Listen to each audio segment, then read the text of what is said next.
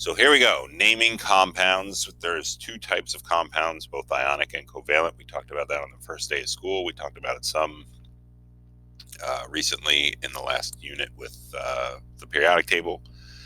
And what we're going to concentrate here is mostly ionic compound naming, because that's sort of the most complex and accurate. Covalent has some uses that we'll get into as well.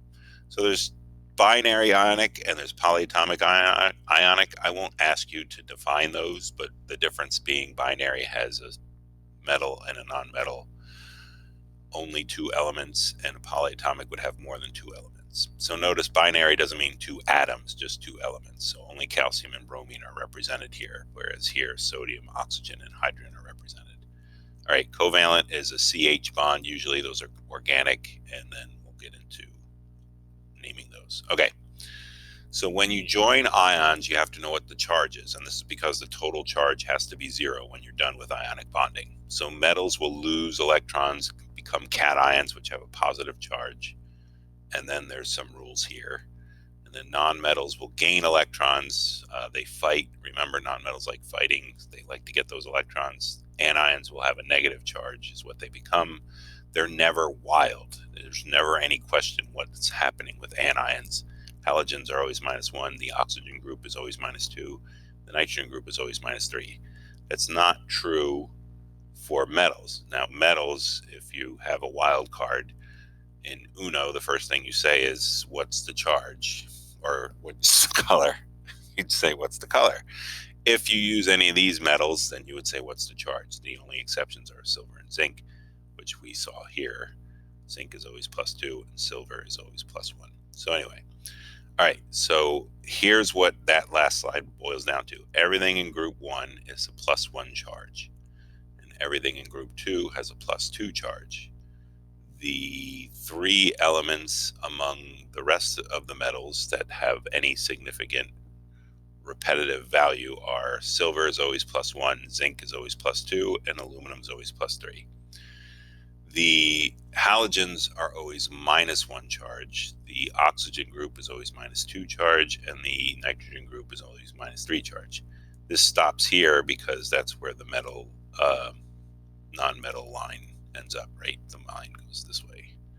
So arsenic is not in there. PO should also not be colored in, but this was done a long time ago and I don't feel like doing it again, kids. So this should all make sense, right? All these elements are one electron away from falling back into the noble gases. So lithium loses one electron to become like helium, and sodium loses one electron to become like neon, and so forth down the row. That's why they're all +1. These are all +2 for the same reason. Calcium wants to lose 2 electrons to become like argon. Magnesium wants to lose 2 electrons to become like neon. On the reverse side, all of these halogens want to gain 1 electron to become like the noble gas that they're closest to, so that's why they have a -1 charge. The oxygen group wants to gain 2 electrons to become like the noble gas they're closest to, that's why it's -2. And then nitrogen, phosphorus, and arsenic all want to be -3. Then aluminum would want to lose its 3 valence electrons. Zinc and silver, if you look at their electron configuration, they both have full shells, except for in zinc's case it's the 4, and in silver's case it's the 5, have just 1 electron in the 5 and 2 electrons in the 4, so they lose those. Anyway, everything else is telling you the charge, and that's what the Roman's going to try to tell you. The Roman tries to tell you the charge. And then basics of compounds is that, like we talked about, this lower right-hand corner is what number means how many atoms are involved. So there's 2 hydrogen for every oxygen. In this calcium chloride, there's 2 chlorines, right? 2 chlorides for every calcium. All right, so here are some examples of binary only using 2 elements. So potassium and oxygen. If we go back to our charge thing here, potassium's right here, has a +1 charge, and oxygen's right here, has a -2 charge. So potassium has the +1, and oxygen has the -2. And what we want is that the charges should equal 0. Currently, +1 and -2 equals -1, so we need more +1s, so we're going to need another potassium. potassium. +1 + 1 - 2, now that equals 0. So that's good. So it's K2O. That would be the formula for potassium and oxygen. The name is the metal name plus the nonmetal plus ide. So the metal's name is potassium, and the nonmetal's name is oxide. All right, so barium and chlorine. So we're going to go back here. Barium is right here, which is a +2 charge. Chlorine is right here, and it's a -1 charge. So we got barium with a +2 and chlorine with a -1. +2 - 1 is still +1, so that's not the 0 we're looking for. We need another chlorine. And now +2 - 1 - 1 equals 0. And that's BaCl2. And we call that barium, which is the name of the metal. And then chloride, which is the name of the nonmetal with an IDE ending. All right, aluminum plus nitrogen. We're going back here. Aluminum is here with the +3, and nitrogen is here with the -3. So Al +3 and N -3. 3 plus -3 equals 0, so we're good. So it's just an AlN, and we would call that aluminum, just the name of the metal, and aluminum nitride. All right, so there's that. If we erase all this, let's erase all that, and then do some more. So what if we had iron 2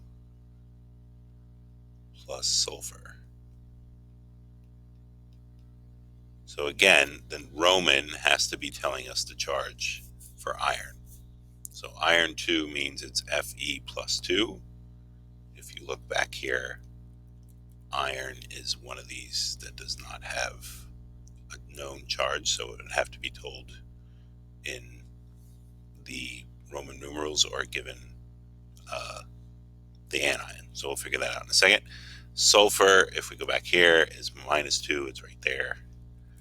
So S -2 +2 - 2 equals 0. So we just need one of each. So it's FeS. And if you want to look at that visually, like we were doing with the puzzle pieces, so iron has the 2 pluses and sulfur has the 2 minuses. All right, so here is the one that drives everyone nuts. So aluminum oxide. Aluminum oxide or oxygen. So aluminum is +3 and the oxygen is -2. So a lot of people kind of pick up that aluminum with its +3 and oxygen with -2. We're looking at a lowest common denominator thing. But if you're going to do this out of the gate, +3 and a -2 equals a +1, which is not 0. And since we're positive, we need more negatives. So we put another negative up there. Now we got +3 -2 -2 is -1. So now we have too many negatives, so we need more positives. So we got to add another aluminum.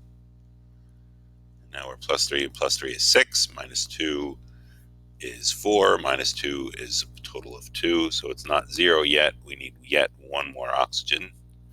And now that's +3. +3 is 6. -2 -2 is 0. So the formula would be Al2O3 because there's 2 aluminums and 3 oxygens. And if you're going to look at that from a puzzle piece perspective, all right, so aluminum has its 3 pluses, and then oxygen comes with its 2 minuses. That's not enough, so you grab another oxygen with its 2 minuses, and then that's too many, so you need another aluminum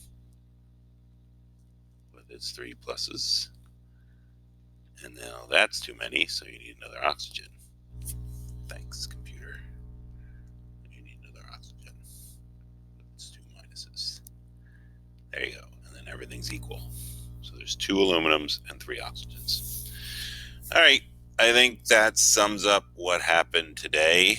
I hope that's helpful, and we'll get into it some more.